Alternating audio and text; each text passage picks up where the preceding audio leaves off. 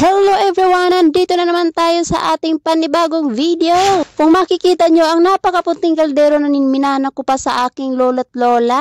Kaya kung mapapansin nyo, sa sobrang luma nga ng kaldero na yan, wala nang hawakan ang kabila niyan. Sa malinis na kaldero, naglagay nga pala ako ng kaunting butter dyan. O alamin ko anong lulutuin, Inday. Sa pagkakataong ito, mag-feeling chef mo ng inyong Inday o for the go. Dahil nga hindi pa nakarecruit ng bagong chef ang ating Inday, ako na muna ang magluluto for today's video. Hinalo-halo ko pala muna dyan ang butter kasi ang tagal naman matunaw. Aabutin na naman ata ito na isang dekada. Hindi na nga ako makatiis dahil ang tagal matunaw ng ating butter. Ayan, nilagay ko na ang aking magic na bawang na yan. Hinalo-halo ko na talaga itong bawang kasi feeling ko naman kasi masusunog na yung iba o for the go talaga ang iyong chef. Sa pagluluto nga naman kasi kailangan talaga kahit wala kang alam ay mindset na lang basta maisa lang. Pinagpapatuloy ko na ang aking pagluluto kasi alam mo naman na feeling chef talaga ako for today. Ayan, oras na pala para ilunod ko ang aking mga lulutuing mga alimango. O for today's video, alimango ang ulam natin ay yayamanin. Kahit sa feeling lang naman tayo maging mayaman mga kapa, okay lang yon. Nakahuli din pala kami ng mga hipon na yan kaya isinama ko na rin dyan sa aking pagluluto.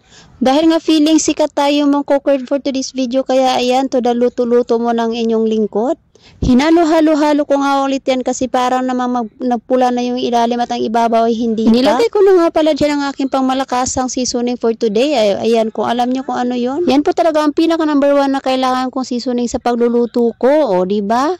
Feeling chef na talaga ang inyong Inday for today. Hinagyan ko nga pala yan ng chicken cubes o pampalasa naman talaga sa ating niluluto for today. Hindi na po tayo gagamit ng asin kasi maalat na po talaga yung cubes na ating nilagay dyan. O diba, 2 cubes nga pala ang aking nilagay. At syempre to the halo-halo na naman ang inyong Inday kaya ito naman talaga ang pinakasikretong pagluluto para mas masarap. Sa pagluluto, kailangan mo din mas madiskarte. Dahil nga hindi kasama sa budget natin ang gata, kaya ayan, ang gatas na lang po ang aking isinabaw o for the go.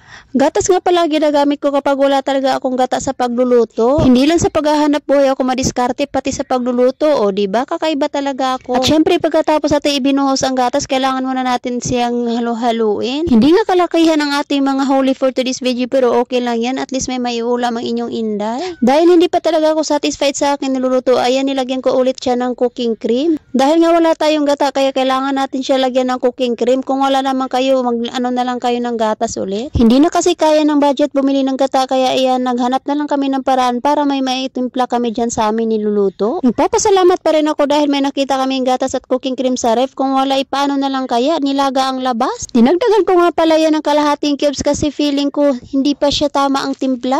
Kailangan talaga sa pagluluto ay titikpan mo rin para naman mas makuha mo yung mas gusto mong panglasa. Kailangan na naman natin yung haluin para magpantay talaga ang mga luto niya. At syempre, kailangan talaga ng mahabang pasensya sa paghahalo kasi hindi po talaga madali ang paghahalo ng mga hipon na yan. Ginamitan ko nga pala yan ng aking magic para ayan, nakikita nyo mas mabilis na nga.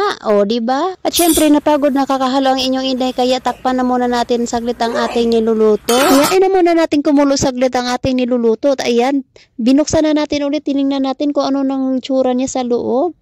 Nagpula na nga ang ating niluto. Ayan, tikman muna natin kung ano nga ang lasa nito. Kung pasok na ba talaga. Feeling ko talaga namang masarap talaga ang ating ulam for today. Kaya ayan, hinalo-halo ko na naman siya ulit. O diba? Masaya lang talaga ako sa paghahalo pag ako ang nagluluto. Hindi kasi ako mapakali sa kalalabasan ng aking niluto. Kaya ganyan ako, halo lang ng halo. O sino relate dyan? Sa lahat ng mga nakakatikim nga pala ng aking luto ay nakakalimutan ang kanilang mga pangalan.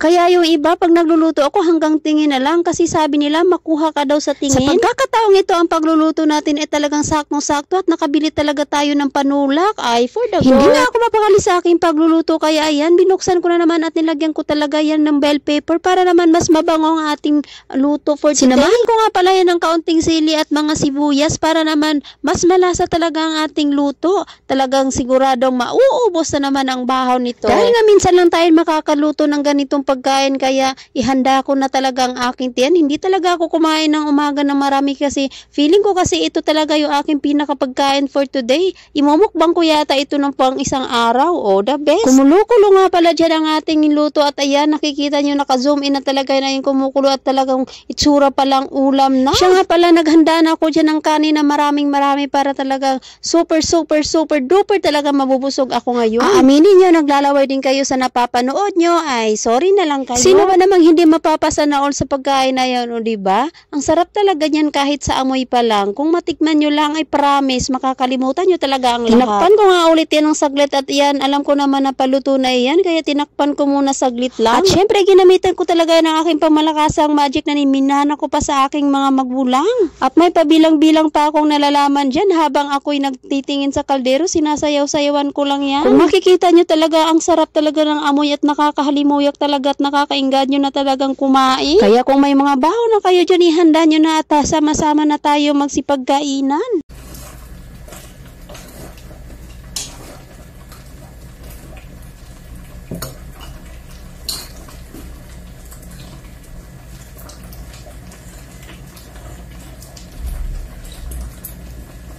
Ayan, tinikpan ko nga pala yan ang aking niluto at iyan sa sobrang sarap. Parang mahihimatay ako talaga sa sobrang sarap. At syempre, ang ating pangmalakasang sibuyas, ping lang para may kulay din ang ating niluto. Hindi naman talaga kailangan na ma-experience ka talaga sa pagluluto o may pinag-aralan ka. Ang mahalaga, maisalang mo lang at saka magma-mindset ka lang kung anong susunod mong gawin. At syempre, tapos na tayo magluto kaya hinalo-halo ko na yan for the finished product o for the go na tayo mga kapwa. At syempre, ito na ang pinaabangan ng lahat, ang ating finished product seafoods. Ayan, luto na. Chibog na mga idol. Ayan, kainan na tayo. Maraming salamat sa panunood. Hanggang dito na lang tayo. See you again sa ating susunod na vlog. Bye-bye!